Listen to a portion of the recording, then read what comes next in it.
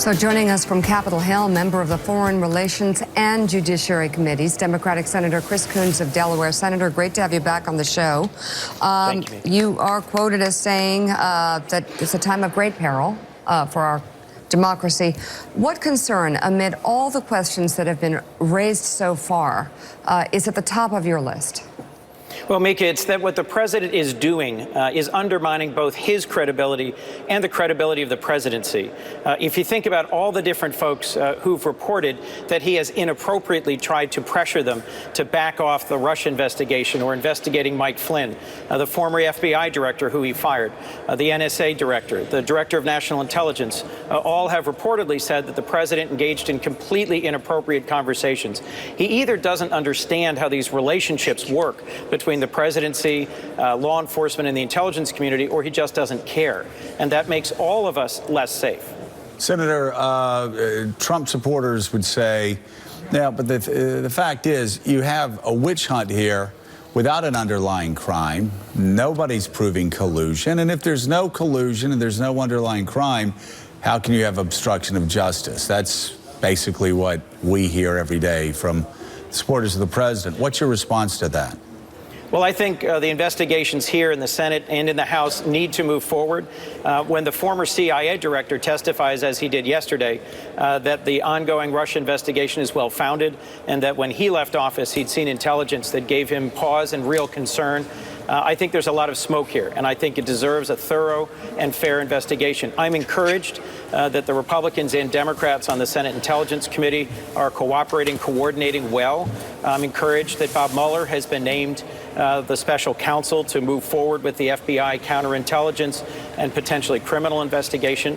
And I think all of this means that we are on a good path to getting to the bottom of this. I think it's important for the country that we get to the bottom of this.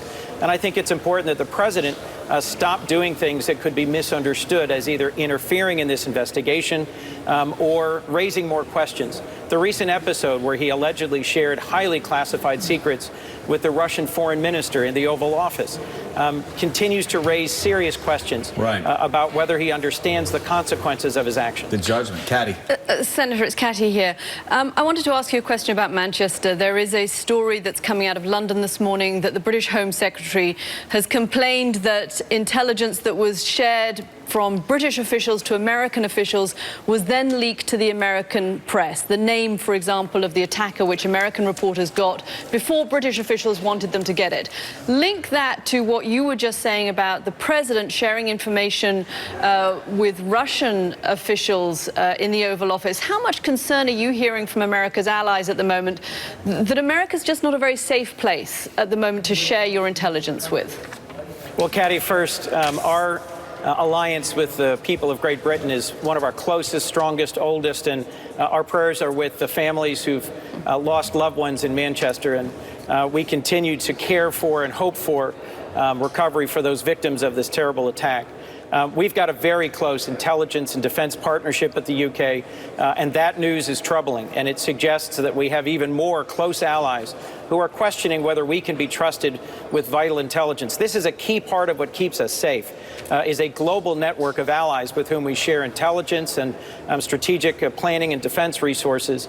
I'm about to go to a regional conference in Asia on security with Republican senators, and I think it's important that on a bipartisan basis we continue to sustain those partnerships.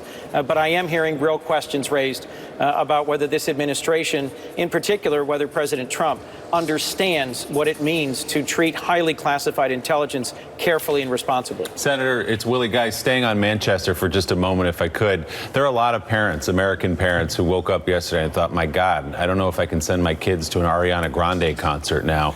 We heard more this morning about the terrorist who carried out this attack in Manchester, that he was well known to authorities, that he traveled to Libya, that he had ties to both ISIS and Al-Qaeda, now according to Richard Engel this morning.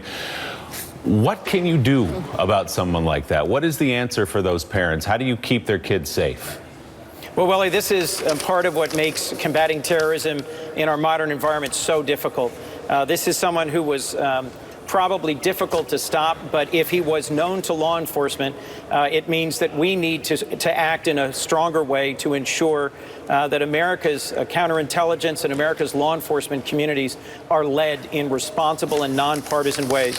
When the president returns from his trip, he will likely name the next FBI director, and it's my hope that it'll be someone who has a long career in federal law enforcement, someone who hasn't stood for partisan political office, and someone who can command a broad bipartisan vote here in the Senate, because the FBI in our country plays a very central role in investigating leads of the sort that might have led law enforcement in the UK to anticipate or stop this particular attack.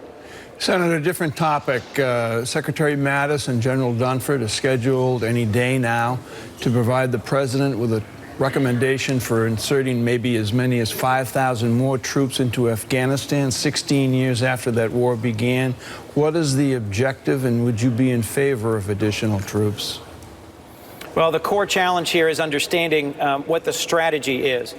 President Trump has pushed down to the commander level, combatant commander level, decisions about things like troop levels and deployment. The major strike that was carried out a few weeks ago, where we used the largest non-nuclear piece of ordnance in American history, was apparently not directly approved by the president, but by a combatant commander. This decision about troop levels is also going to be made by combatant commanders.